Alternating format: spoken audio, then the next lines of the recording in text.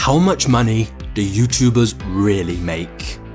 It's an important question because according to a recent study, becoming a YouTuber is now considered one of the most desirable jobs in the world.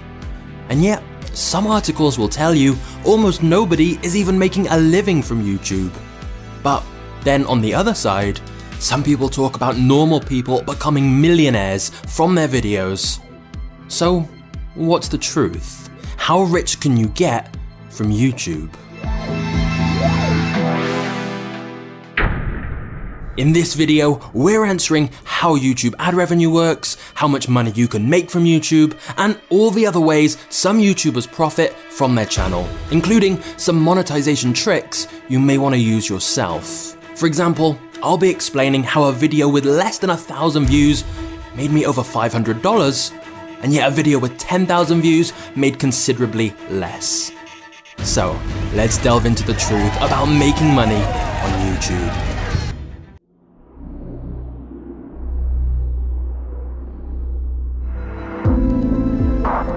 Both of these two great YouTubers have fairly similar audience sizes, with several million subscribers. So, how can they be in such different financial positions? One a multi-millionaire, one in credit card debt. And of course, it's not just these two, there is a divide all across YouTube, where some creators seem to have incredibly glamorous, luxurious lifestyles, whilst others talk about struggling to even pay their bills. Now, their spending habits are obviously a factor in that too, but the truth is that when it comes to making money from YouTube ad revenue, views are not paid equally. Some creators get paid far more for the exact same amount of views. You see, YouTube don't set a price for ads. They don't say, you'll get X dollars for X views. Instead, every time an ad is displayed on a video, advertisers bid how much they're willing to pay to be in front of that content. Which means that for certain types of videos, advertisers will pay much, much more. Let's go back to our example of Graham Stephan and Laugh. The reason Graham's ad revenue is considerably higher is because he talks about finance and investing, topics which advertisers are willing to pay much more to be in front of. That's typically because if you're selling something finance related, you often have higher profit margins, and you also know that anyone watching a finance video is very likely to be interested in what you're selling. Whereas Laugh's channel was pranks and now vlogs. To advertisers, those aren't the types of videos that they want to pay a lot to be in front of. They don't fully know who's going to be watching those type of videos, and they don't really relate very well to any particular products or services. So, when it comes to YouTube ad revenue, the riches are in the niches. Certain types of videos are simply much more valuable to advertisers, and so they will earn far more.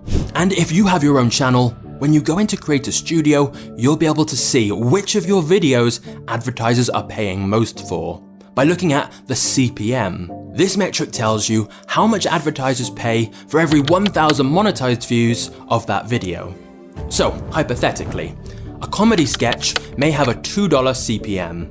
A video about insurance could have a $40 CPM, which means that for every 1,000 views, the insurance video is getting 20 times more money. After 1 million monetized views on both videos, one would have about $2,000 and the other would have $40,000. And whilst that may seem a little unfair, it does make sense. Because you can imagine an insurance company would be willing to throw big money to be in front of a video that's about insurance. Whereas not many companies are going to throw big money to be in front of a comedy sketch. However, if you are in a niche with a typically low CPM, remember that every video is ranked individually. So if you were making a comedy sketch, if it was a comedy sketch about making money, finance, investing, real estate, business, lawyers, or anything else that advertisers would likely pay more for, you can still get a high CPM. Because YouTube is looking at the words you say within your video and your title and tags. For example, if we go back to Laugh, he said that one of his most profitable videos of all was when he interviewed a day trader.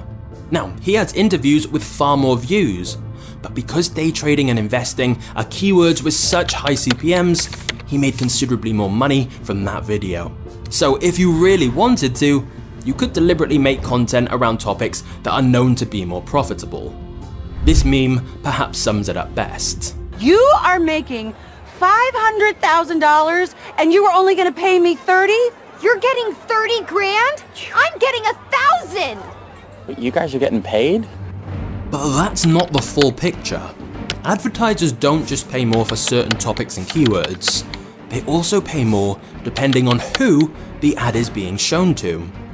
For example, most advertisers will pay considerably more for views from people in first world countries, especially America and the UK, simply because they know people in these countries typically have a higher amount of disposable income to spend on their products and services. After all, it's a bit pointless running an ad for a $500 product in countries where the average citizen could never afford that. In fact, because of the large amount of data Google has on most people, advertisers can target their ads based on a huge amount of different factors, even things like interests and estimated household income. So, the amount a YouTuber earns is not just based on what their video is about, but also who is watching it and how much advertisers are willing to pay to be in front of those types of people. Because advertisers will bid more to be in front of certain demographics and topics, which will drive the CPM up, so the creator earns much more money.